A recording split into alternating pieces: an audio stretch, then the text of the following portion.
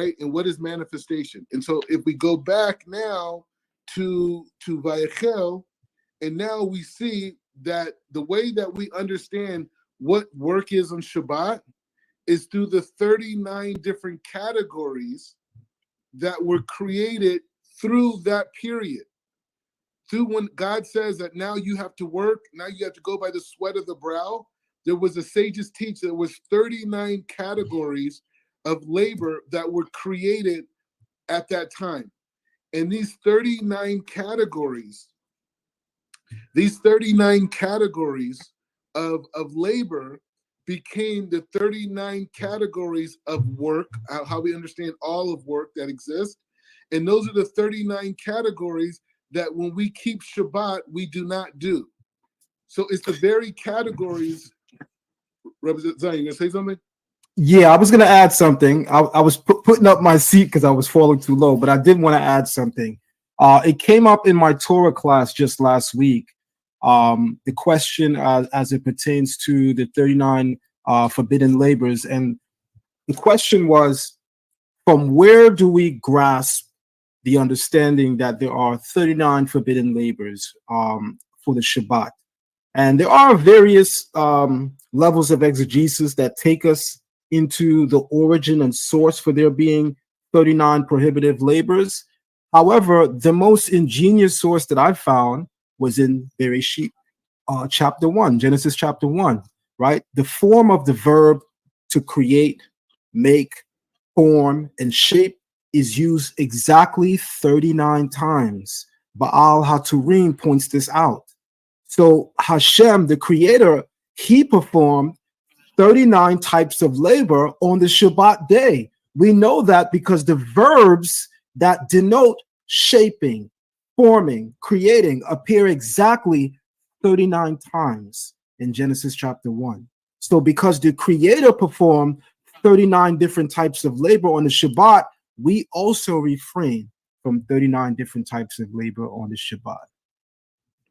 Yeah, okay. Exactly. And to like reaffirm, you're saying during the week, right? If you take like any normal, say Israelite community, whatever, everyone has a different job, right? And so some job people sew, some people are plowing, some people are fixing, some people are cleaning, all these different things people do.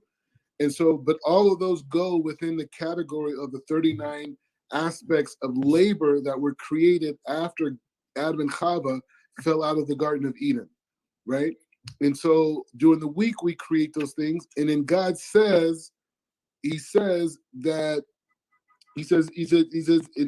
if anyone does work on the Shabbos, they'll be done. So on that day, the 39 aspects of work are given to us as something that we refrain from. So why is this significant? I mean, obviously it's significant for a lot of reasons, but it's significant because you have to understand why when we go through Pikudei, right? When we go through that parsha, and we go through Vayechel, we have to understand what's being understood here. The frame, if we go back in time, right? What we've just read in Bereshit was a breakdown from God that says that because we sinned, that this now becomes now a framework that we have to live in. The 39 malakot are a byproduct of us committing a chet, us being disconnected from the Creator. This is where it comes from. It's not coming out of a frame of success. So this dynamic of it coming out of a frame of this dynamic of it coming out of a frame of disconnection from God, it gives us a powerful insight to life. The very thing that was given to us as a curse, in essence, according to Chazal, it was considered to us as a makot, right? Is this idea of this work, this labor? Men were given things, women were given things. The Nachash, the serpent, was given curses. Everything went down, right?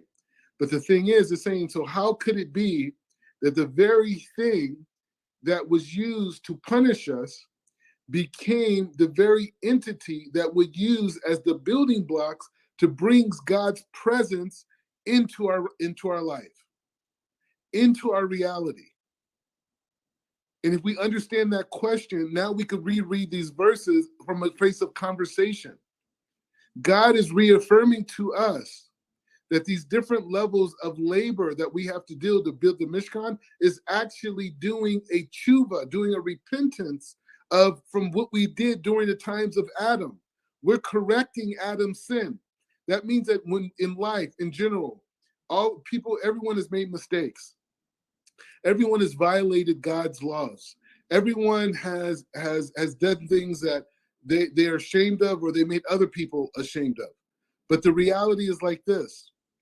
Everything that we do, if we transform our behavior, becomes the building block for God to dwell into our life. Yes. This is the basis of it, right? And let's look at it and let's go. We're going into this month. We're going in the month of Purim. We're in the month of Purim. This is Rosh Chodesh. This is the new month. This is right now. There's a new energy